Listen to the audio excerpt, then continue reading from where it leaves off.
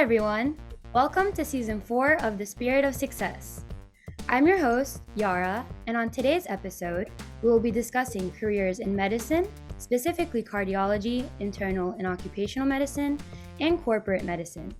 Today, I have the pleasure of speaking with world-renowned, highly respected, and admired physician Dr. Clarion Johnson. Dr. Johnson is a cardiologist, internal, and occupational medicine physician with vast experience in the hospital, clinic, and corporate settings.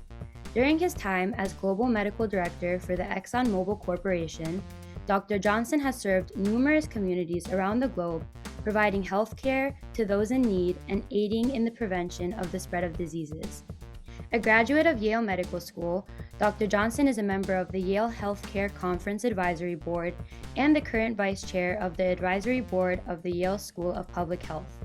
Dr. Johnson served as the co-chair of the Public-Private Partnership at the National Academy of Sciences and currently sits on the boards of the Milbank Memorial Fund, the de Beaumont Foundation, Archdiocese of New York's Care Health System, Friends of the National Library of Medicine, the Harvard Center for Work, Health, and Well-Being Policy at the Harvard Chan School of Public Health, volunteers at a free clinic to provide health care for the underserved, and is a member of the Knights of Malta. In 2020, Dr. Johnson was honored with a lifetime appointment as a National Associate of the National Research Council. Dr. Johnson has also been the recipient of numerous awards and honors, including the Society of Petroleum Engineers Award for Health, Safety, Security, Environment, and Social Responsibility, and a medal from the French Army's Institute of Research for Project Tetrapole, a public partnership in malaria research. In all his work, Dr. Johnson's dedication to service and helping people overcome their most difficult times is remarkable and continues to leave a significant mark and impact on our world. Hi, Dr. Johnson. How are you today? How are you? Thank you for having me, Yara. This is quite an honor. I'm deeply impressed, and all those things you said about me were just too nice. Thank you. Oh, thank you so much for being here today. It's my honor and pleasure, and all of those are just the truth. There's so much more, as I mentioned, in there because Dr. Johnson is just such an inspiring individual who we're going to learn so much about today. So I'm really looking forward to our conversation. So to begin, we would love to know what got you interested in medicine and what made you choose to pursue specialties in occupational medicine, internal medicine, and cardiology. I always found school interesting because my mother was a teacher. I also liked challenges, but I also found that when I helped other people, it gave me energy. So I liked the dynamic interchange. So that was really important to me, how I could help, how I could make my parents proud of me, played a major role in it. And so medicine just seemed to be something that I really enjoyed. It was going to be tough, I knew that, and it was going to be long. I mean, I was 30 years old. I didn't take any time off, but between college to medical school to internship to residency to my first fellowship, I was 30 years old when I finished. So that was a long haul. But it really, for me, began to take shape as I found how much I enjoyed patients. And initially, it was the individual patient, but as I evolved, to have a greater impact, you wanted to treat groups and how you could provide a system that helped a lot of people, but learning by working with individuals. So it was really interesting to work in the military, which I did for a number of years, where I volunteered. And that's where I got my cardiology training at a place called Walter Reed. But I learned how to work within a system. Yeah. But again, dealing with populations, it's great. It's wonderful to take care of one patient, but it's so much more fun when you can do something that impacts a large group of patients. So that was a lot of fun for me, trying to find ways to have a bigger impact and working with the team. That is absolutely amazing. And I think something really amazing that you mentioned is how that exchange of service is like an exchange of energy. I really like how you put that. It's a dynamic force. And as we'll see in our conversation, and I think as is really a pillar of the practice of medicine, the art of medicine, is that idea of service, right? Mhm. Because you're serving patients, but it depends on how one does it that makes it that dynamic force of service, right? Um, and so, what made you decide to switch from work in the hospital and clinic settings to your time in corporate medicine? And can you please share with us what some of your responsibilities included at ExxonMobil Corporation when you served as their global medical director? Well, it was interesting how it started. I was doing clinical work, doing research, and I actually took it, the ExxonMobil job, because it was a 9 to 5 job at the level I came in. There were two small children, one age 3, one age 1. Mom is an obstetrician gynecologist, and she was in the hospital a lot, delivering babies. So I took it initially as a 9 to 5 job to be home with the children in the evenings and on weekends. As life would have it, because I was very, very comfortable with the more challenging situations and being a cardiologist and doing critical care work, um, the people at the company kept asking me more and more questions. And they liked what I had to say. Um, so before I knew it, I was the global medical director of Mobil Oil. But I had this teaching and learning about how to investigate healthcare systems. So the Mobil employees lived all over the world. So what I had to do was figure out often by visiting, I visited over 100 countries, uh, what the actual environment that people worked in was like, whether it was Papua New Guinea, Australia, uh, Equatorial Guinea, Nigeria, Honduras, Argentina. So I traveled all of these places, examined what the infrastructure was like, what they could treat. Could they treat motor vehicle accidents? Could they treat epilepsy? Could they treat heart attacks? And then based on that, I would report back to management and tell them uh, at what stage people have to be transferred out, have to be evacuated. So again, we looked at the infrastructure and determined who could what could be done to get people out if there was a problem. You also wanted to screen people before they left to make sure that there were no issues that they were taking with them that the country could not manage. And I had doctors working in many of these countries. I'm very proud to say, with the exception of one country, they were all native to that country. So we had a global medical department. And after when Mobil merged with Exxon, for 3 years, I was the medical director of the Americas. And then they decided they wanted to make me again the global medical director of the newly merged company.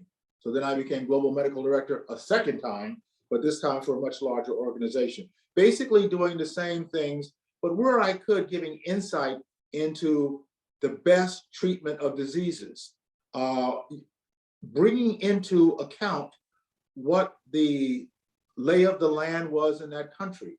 Were there good laboratories? How could I work with the medical schools? Working with the Mobil Foundation to put money into and the Exxon Mobil Foundation to put money into the country to shore up their infrastructure. So it was a very complex process. Again, really trying to use the best intellectual ability and the best resources in the countries I was in. That is really fascinating. And I think it really opens one's eyes to what exactly corporate medicine is, or the diversity within corporate medicine, I would say. Because sometimes I think, especially as students, we think that corporate medicine versus the clinic versus the hospital setting are very drastic. And while they are in many ways, as you described in your own experience, it doesn't mean always that corporate medicine is sitting behind the desk and just writing reports or, doing things that don't interact with people, right? In your experience, as we're hearing, it involved not only interacting with people, but interacting with people on a global scale.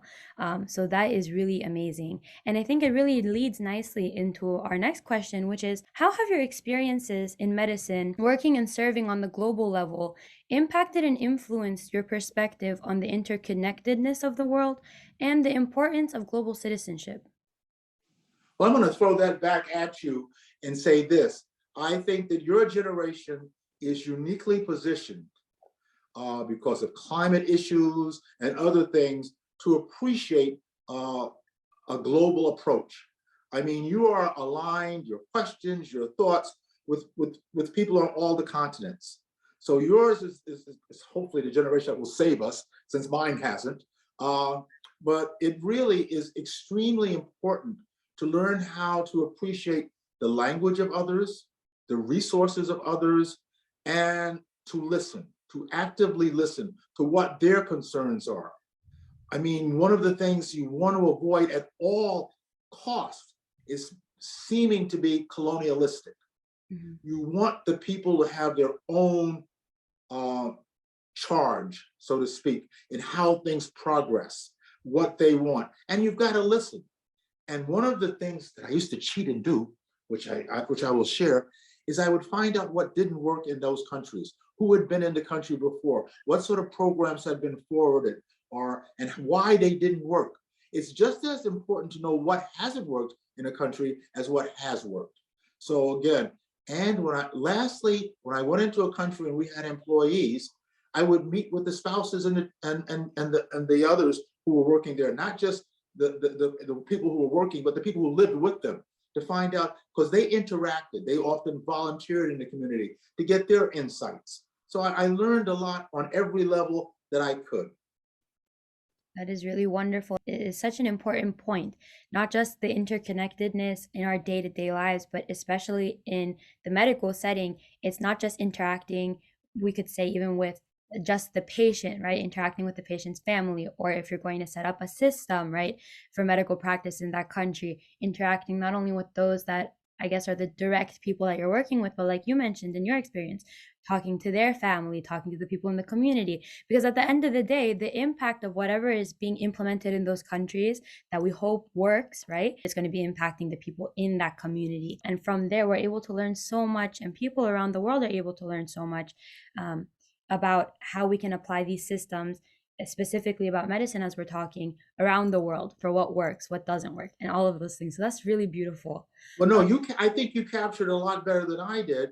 But one of the things that was extremely important for me was hiring a public health person and bringing that person onto the staff, because they really looked at the communities we worked in. As you just recently pointed out, it's not just our employees, it's the others who work with us, the contractors, the people that are indigenous to that particular terrain. And by having somebody in public health, that allowed us to have one foot inside the fence where we were working and another foot, because that's what public health is, outside. So they knew the community. So they can describe for us what's going on. They can tell us where foundation work is most appreciated, where the NGOs are more impactful. So again, we had a better understanding of the terrain. How would you say that your values have impacted and influenced your approach to medicine overall? And what unique perspectives do these bring to your practice of cardiology, internal and occupational medicine on the clinical, corporate, and global levels? I would say what has evolved the most for me is the other, the patient. As I practiced more, I am keenly aware of the insight and the level of appreciation for patients, which has become enhanced the longer I've been in medicine. I find that when a patient teaches you so much.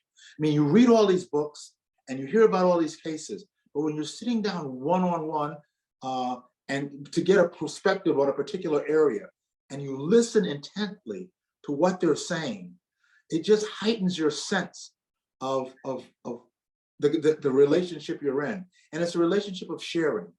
I share knowledge to individuals and or groups to the best of my ability. The better sharer I am, the more they learn and the more they're able to make decisions. The decisions are theirs. And I need to arm them the best I can with the best information. And occasionally, the best information, they may have done all their homework, they may have done everything right, but there may be something I know that's new, something I read that morning that I would like to point them in the direction of. So again, it's a mutual, it's a teamed approach. And I've learned more over the years about how to approach it as a member of the team. That is very, very wonderful. And thank you for sharing that with us. As we've been talking about through all these questions, the big theme that keeps coming back is this relationship that one builds with others, right? The I like calling it learning about people, right? And I think it's something that we fail to do as a society more and more increasingly. This desire to connect with people to be able to help them to be the best that they can be when it comes to medicine and these types of service related careers or service in general, but also just on a humanity level, right? Getting to know others, thinking about the other. On the topic of your experiences abroad, would you mind sharing with us some of your most impactful experiences that you've had while working abroad? I would say working abroad is incredibly unique, and you try to find out the language that captures it. Now let's just step back a second. When I was working in the oil companies, that sector, there were engineers. They liked metrics. Okay, they wanted what percentage this, what percentage that, what was the upside, what was the downside. Have you thought about this? Outside of the country, it depended on what the concerns were. Let's say I was in a country, Papua New Guinea, and the laboratory there wasn't ideal for looking at malaria cases. They would look, and so some information came back which I wasn't in agreement with, and it meant that 150 or so family members would be taking medicines that were a lot stronger because it looked like they had malaria when they didn't, because they were taking anti-malarial medicine prophylactically. So I had to bring in someone else to look at the slides and convince the company that maybe we should use a different lab. Otherwise, I didn't want people taking medicines for 3 years that they didn't need. So that was one way of saving people an issue. Another one I really found a great deal of value in was somebody was in a country that wasn't ideally suited, and they had a child who had fallen. So what I did was I had somebody fly in from a group that I used to help me out and examine the child in the hotel, took the child, they escorted the child, this was in China, to the hospital, watched, saw the x-rays, brought the child back with the mother and father to the hospital, to the hotel, and then flew them out of the country because I wasn't comfortable with them being in the hospital there. So sometimes I could use the facility, sometimes I had to fly people in. And I think the third one was, there was an island in Russia, or north of Japan, called Sakhalin Island, which is a Russian island. One of our employees was married to a local, and she was pregnant, and there were issues with the child. But she would not leave the country to go to someplace else to be treated. So what I did was I flew in a neonatologist and a perinatologist. They brought in their equipment. They helped her through a successful delivery. They left the equipment. I paid for it. They left the equipment in the country, and they trained the local doctors how to use it. So not only did we get this lady and her husband through their problem, we now put in something that would help others. So again, you're always trying to think of, if you have a legacy, you want it to be a positive, lasting legacy, and hopefully that there would be continued education between the two. These are such inspiring experiences, so thank you for sharing those with us. And you mentioned your experience working with malaria, but from that, can you share with us about your research that you conducted titled Project Tetrapole? Oh, well, in the corporate world, people will see something and ask you to manage it. And there were a lot of deaths and illnesses amongst employees, contractors, co-workers in West Africa. And the company decided that they should call Clarion Johnson in to see if he could manage this. So I was called into a room, it's like yesterday, and the guy was sitting there with his hand in his chin and said, Clarion, you know what our statistics are. We want you to cure malaria. So I said to myself, three things. I don't have enough money to retire now, so I can't leave. Number two is, this disease has been around for 2,000 years. I'm not going to cure it. And three, you now know I don't have the Nobel Prize, so I didn't cure it. Okay, so there are three things. But what I did was I ran the company's drug and alcohol program, where I tested for the presence of drugs and alcohol, for the absence of drugs and alcohol in the urine and blood. If there was a suspected case, and we did it for pre-placement example, pre-employment, pre-placements, et cetera, et cetera. So the question for me was, could I use any of the tenets of that mechanism for malaria? And what I did was I said, well, there's a lab in Scotland that can test for the presence of an anti-malarial in the urine. When you do a drug and alcohol test, you test for the absence of these things. Now I'm going to test for the presence of a drug in the urine. We got one drug done, but it's pretty tough because we had to fly it on dry ice all the way from West Africa to Scotland. Wow. Which was a bit of a challenge. And then the French army heard about what I was doing. And then I went to France before the French army, and we talked about testing for 4 drugs in the urine. The French army said, but we think we can do it better, Clarion. We think we can test for all 4 drugs with like an impregnated dipstick, where you stick it in the urine and you immediately get a result. Otherwise, I had to send it all the way to Scotland. It was tested in Scotland, then they'd get the results back to me. It could be 2 weeks.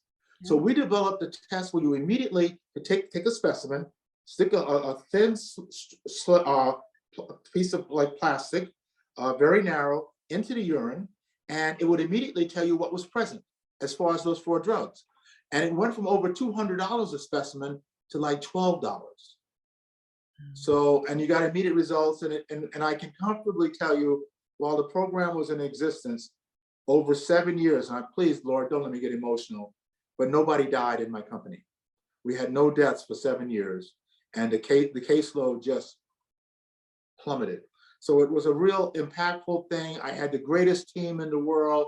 I had the French scientists working with me, the scientists from Scotland, the local people helping collect the specimens. It was a highlight of my life. What a moving and inspirational story project. It's so amazing, that work, and to hear the process behind it and hear what went into, conducting this research is so amazing. One thing, please know, if you didn't take your medicines, we didn't fire you, but we wouldn't let you work in an area where there was malaria, okay? So if there are any lawyers listening, it was not a condition of employment, okay? It was a condition of assignment. Perfect. We will leave that in just in case anybody is a lawyer in training, or any students that are watching this and want to be future lawyers. Just keep that in mind. And on the theme of everything we've been talking about, from your research to your current work to what you've done over the years, I think we've obviously concluded that serving is an inherent part of medicine, right? It is for me. What values and characteristics in a physician do you believe are key in enhancing the impact of the service? The desire for lifelong learning. Information turns over at an incredible pace nowadays, okay? So I think you cannot say, well, I've learned all I need to know, and it's 2022 and I'll never read again. As my daughter, who's a physician, said, and it tells you a little bit about our relationship, after she was in her 3rd year medical school, she said, Daddy, if everything I've learned has been discovered in the last 5 years, what did you learn when you were in school? Which I thought was a real smart remark. And I said, wait till you see patients, you'll learn what I learned. But I mean, so again, so I think the ability to want to learn, the ability to want to understand and put yourself in the position of the person you're talking to. What do they see? What do they need to know? And as I mentioned earlier, before we got on, that's one of the reasons I joined the Moderna study for the COVID vaccine. I just wanted to be able to tell my patients that I'm walking the walk and talking the talk by doing that. But you always want to, as best you can, they are your teachers. you're just advising. They are going to teach you about themselves and their needs. And my job is to learn as much from them as I can. That is really wonderful advice. What does success mean to you? And how has your definition of success evolved throughout your life and career? Success for me initially was making my parents happy. I mean, I loved and respected my parents. They were hardworking, as were their parents and their parents' parents. So success to me was making them smile, making them feel that their investments were important. Success now is very different. It's realizing that I don't give the patients half as much as they give me. The patients give me, or when I write a paper, my colleagues would call me and say, "Hey, Clarion, that was really interesting. I've learned a lot." It's what other people get, and seeing that come back at me. That's what I consider success. Success is when you've been able to propagate, to really be a part of a team. And it may be, and it's often not anything I individually did, but I just had, or I did, but I had a small part in it. So it's not me. It's not me. It's the concept. I think, as you mentioned, it's key the idea that success does change throughout one's life. And as we grow and we get to different stages, right, our perception of what we add to what our success means or take away from what our success means, all those different factors are ever changing. And as we've been talking about this idea of service, this idea of helping others, and understanding that life is not just a me, but it's a we and it's the other, right? That whole understanding is something that I think we see as our success evolves if we are growing with that mindset, and that's something that we're keeping with us at all points of life, right? So I think that's something that we really clearly saw, and when you shared your definition of success, and that we've seen with many of the guests that have come on the show. At this point in the show, we talk a little bit more specifically about youth, and you already did a little nod to this question in your beginning segment of the show. But what do you think is the role of youth and service in today's society? Leading. Leading. I think youth must lead. I think the value system, youth needs to really step up, get a sense of where we're going. You have the IT training, okay? I mean, to see a 3-year-old with an iPad in a doctor's office working it, it says that you're far, far, far advanced. I mean, you're really on top of it. So I think taking advantage of that globally, a global appreciation, IT, the advances in personalized medicine, you're going to be thinking different ways about how to approach patients. No longer will cancers be given chemotherapy with shotguns. You're going to be looking at individual genetic profiles and approaching the cancers that way. I would hope that the sexism in the world is such that daughters and nieces and other women coming up will see less of it than has been seen prior. So I think the balance of sharing should change. So again, those are things I hope for, but I am extremely optimistic about youth, about their appreciation of science, about their appreciation and application of technology as we go forward, because that's going to make such a great difference. Thank you for that encouragement and for that advice. It really is wonderful. And I hope that it's motivating you guys listening as much as it's motivating me here while I'm talking with Dr. Johnson.